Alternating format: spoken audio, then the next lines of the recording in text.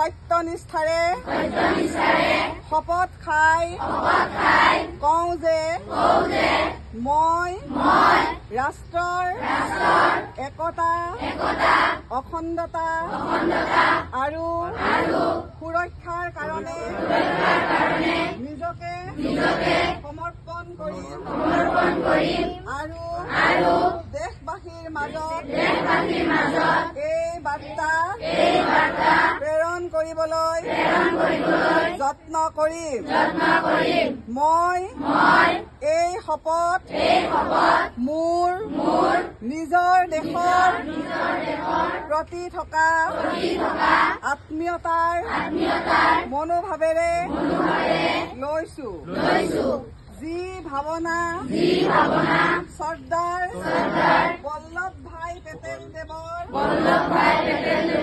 দূৰদৰ্শিতা আৰু